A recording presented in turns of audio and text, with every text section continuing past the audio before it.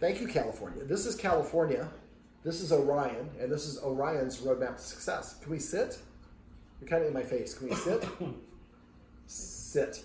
All right, so this is a dog psychology session. I do primarily dog behavior sessions where it's really about rules and structure. The dog doesn't respect the humans, not listening to humans. Humans have confused the dog. In this case, basically Orion, and you can see he's drooling a little bit, so that's an indication of stress as well. Basically, he's a 10-month-old Portuguese water dog. The breeder, Orion, puppy. The breeder basically was going to keep him, and then she decided not to show him, which really is better for him. Thank you. Orion, puppy, puppy. There you go, buddy. But he's really upset. He's not going to be interested in treats or things like this. Callie is not at all upset. She would like to eat this. Sit. So basically, I'm not a dog show people. I find a lot of times they don't socialize their dog very well. They want it to stand up. They don't teach it very many commands. He's 10 months old. How old was he when you got him? He was like 7.5 months. And he didn't know any commands, right? No. So if you get a dog from a breeder and the dog doesn't know any commands, that's not probably a very good breeder. She gave him the guardian some good advice, but my breeder, when I got my most recent dog, he was pretty much potty trained. He knew to come. He knew how to sit. He would actually go sit in front of you as his way of asking for attention. And that was at 8 weeks old. And so for a dog to be that old and not do that, and that's one of the reasons I'm not a big fan of dog show people, because they don't want their dog to lay down, because they want to stand up and what they call stack, so that really good posture for the judges. What we're doing right here is a technique called flooding. And flooding is basically offering, is kind of, I hate to use the word, but it is a little bit of force. He is so fearful, he just wants to run away and keep running, and he won't ever come back. So, as a matter of fact, when I first got here, I had to ask one of my people, that's a good indication of the dog, crash. If the dog lays down, it's a good indication they feel comfortable.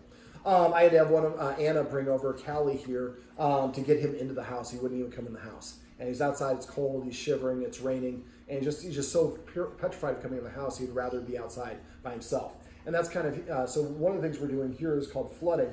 So what I'd like the guardian to do is get a leash that they can, about a 4-foot leash.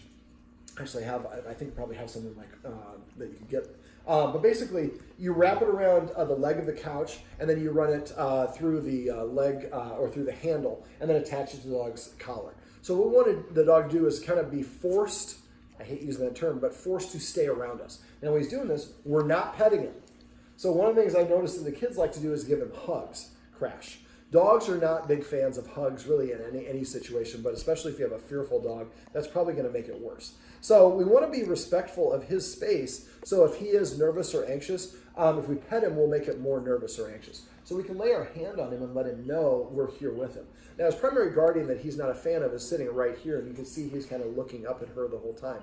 Now, there's a lot of little things that that she can do to help him.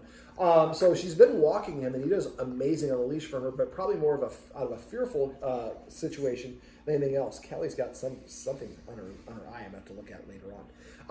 But basically, walking her on a daily basis is going to be a great way to build up a positive association. The guardian's already been doing that, but I'd like to, if opportunity presents itself, to stop and test and see how it goes. Now, some of these stops, as soon as she stops, then the dog just shuts down and wants to move away. If that's the case, then we better keep on walking. The other thing she can do is bring some of that warm Chipotle chicken, and when you're first leaving the house, like have some in your hand and remember to hold your leash on the opposite side. If he's here, hold the leash with this hand so you can actually have this hand full of the chicken. And if he comes up to you and shows any interest, work one up so you can deliver it between your thumb and forefinger and let him have the little piece of chicken as you're walking. So all I want him to do is have positive association. Some other things I talked about was a conditioned emotional response. So basically, mom's going to take a washcloth at the end of the day. She's going to wipe her body down with it and put it in a Ziploc bag.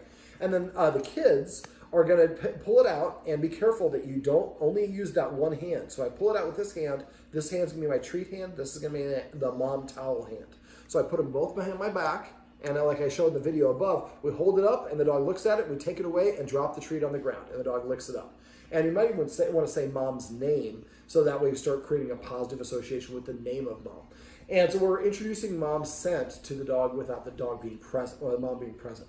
And so at first, and again, I talked about in the video, at first you're just going to hold it up, he looks at it, and then eventually leans towards it, and eventually he's touching with his nose. So watch that video and let me know if you have any questions on that. Other things that the mom could do is I want her to take some of his food, take a small handful, put it between her hands, and rub it between her hands, and then put it in a separate baggie. And the kids are gonna, when they feed her, when we feed him, they're gonna use that food that has mom's scent on it. Now, right now, he's kind of what we call a lazy eater. And it probably is fearful related, but he doesn't really eat. It takes a long time for him to eat. So the amount of food that I saw that was in the bowl is probably a little bit much for his weight. How much does he weigh? About 35 pounds, 40 pounds? 40. Close to 40. 40 pounds. So he probably should get maybe 2.5 cups a day, and that looks like that's probably about 1.5 cups that's in the container. I just looked at it real quickly. I didn't really evaluate it. But 3 to 4 cups a day. a full cup. Sometimes. 3 to 4. 3 to 4 is what they want him to eat? No, And that's what the bag says? They said about 1.5 cups, but he eats 2 at a time. Sit. Sit. And Well, then if he didn't eat in the morning, then we increase it in the so I would not do that. What I would do is if he eats in the, doesn't eat in the evening or in the morning, that he doesn't eat in the evening, or he has a small portion in the evening. But you feed him more in the evening, then he has more with stamina to withhold on eating in the morning. So what we want to do is just basically just, he is underweight. I mean, I can feel his hip bones right here, but a lot of that is probably stress. Oh, Callie's interested. That's good. So basically, what I'd like to do is we put the food down, and then the human who's feeding him is going to eat something first. Something in 5 or more bites. It could be a chip or cracker or something like that. And then when they get done, then we're going to invite him to come over and eat the food, and this should probably be without mom present for now. And then hopefully he's eating the food. But if he comes over and sniffs the bowl, then he's on the clock. As soon as he walks away, we're going to pick the bowl up, we're going to dump the food back into that Ziploc bag that we put the rest of mom's food in, and then we're going to put the empty bowl back down. So I want her to recognize the bowl is empty. There's no food there, and until the next meal. So the only way that he gets to eat food is when we present it right away, but he can't go and eat it later on. Now, like I said, if he goes longer than a couple of days, let me know about that, and then we can look at it, doing some changes. Now, after a week or two, what I'd like to do is actually have mom hold a small handful of food off to the side and let him eat it out of her hand. Now, there's going to be a time when we try doing that, if he doesn't has any interest, mom's kind of laughing. I don't think she thinks I'm laughing. No. Oh. Looking at him. Okay. And so, but we want to hold that off to the side, and we want to get some Chipotle chicken or some hot, warm chicken that we cut into little bits and sprinkle it around with the kibble, and we're going to hold it off to the side and let him come in and hopefully eat it from her hand. That's another way to create a positive association. Now, we're also going to have him come to our puppy classes, at least this week. Sit. That's passive training, which we want to do. So we'll talk about it right now. So when he does things that we want to pet him and say just that command word. Not good sit, just sit. Now, the thing that I really like is that he's actually getting closer to mom. He could be further away from mom right now. He's paying attention to her, but the tether kind of prevents him from being able to move all the way across the room. Now, he's practicing avoidance. He's not looking directly. He's looking like way to the side. That's called avoidance. And you're kind of blocking the shot. California, crash. Crash. So we don't want to have, we don't want to try to engage with him if he's fearful or he's looking away. He's saying, I'm not interested. And if we force him to endure that, then he won't like that. All we want to do with the tether is just practice being around us without anything bad happening. Nobody's doing anything, but he's practicing being around mom with nothing bad happening. Matter of fact, good stuff. So every once in a while, now if you get up or you cough, that's going to make him kind of startle. So if you're going to cough, kind of say his name first. And it'd be nice if you had some treats and you could drop a treat on the ground and then cough. Or if you can, get up and walk away and cough, because he's got cortisol in his blood, which is a stress hormone. It's going to amplify everything. So it's a byproduct of stress and anxiety. But this is probably why he's a little bit underweight. He's not dramatically underweight, but he definitely should be be filling out a little bit more than this. So I think if we can get to the point where mom is feeding him out of her hand, that's a great way to do it. To help build this positive association. Now, if I give a treat, what I usually do is I hold the treat out to the side, and when the dog licks it up, I leave my hand there after the dog licks it up. A lot of times they'll come back a second time and sniff me a little bit. And that's a great way to get a little bit of interaction with this as well. Now, I talked to the guardians about possibly fostering, but I think what's going to happen is I'm going to loan them Callie here on Saturday and Sunday, so Callie can come and spend about 6 or 7 hours in the house. Probably a little bit of time outside as well. But this way the dog has a role model. And if Callie comes up and is getting treats from mom and mom's petting Callie, right there you can pet her and say, come. He gets to see good things. Yeah, you can go ahead and show that a little bit. So he gets to see that, look, when the other dog comes around, she likes getting attention from these humans. The humans aren't doing anything bad. And see, there's a little bit more longing, kind of leaning towards a little bit, not looking directly away. And so it helps him feel a little bit more comfortable. And the more practice that he gets at that, the better he's going to get. All right. Now, the other things are bringing, I'd like the guardians, they have some friends who have dogs, having them borrow the dogs. And if you have friends and they can do it for an overnight, California, stop by. Having it there for an overnight, that would be great, because then when dogs wake up and then and they're in a house or a situation, they go to sleep and wake up, they feel a lot more comfortable. And so if the other dog is laying around and hanging out, she can feel more relaxed. He can feel more relaxed as well. I don't know why I keep on saying she. Now, right now, he sleeps basically in the kennel. So I would probably have him sleep in your bedroom if you guys are okay with that. And I wouldn't necessarily move the kennel. I would just have a dog bed there. And just let him sleep in wherever he wants to in the room. Close the door so he can't leave the actual room. But he's had a couple accidents in the house, but it's been fearful urination and submissive urination. So I don't think he's going to have accidents. If he does whimper or whine, he probably wants to go outside. Get a long leash and take him outside. Now, because he doesn't like to come inside, I'd like the guardians to go and get like a 20 or 30-foot training lead, probably about 20 feet.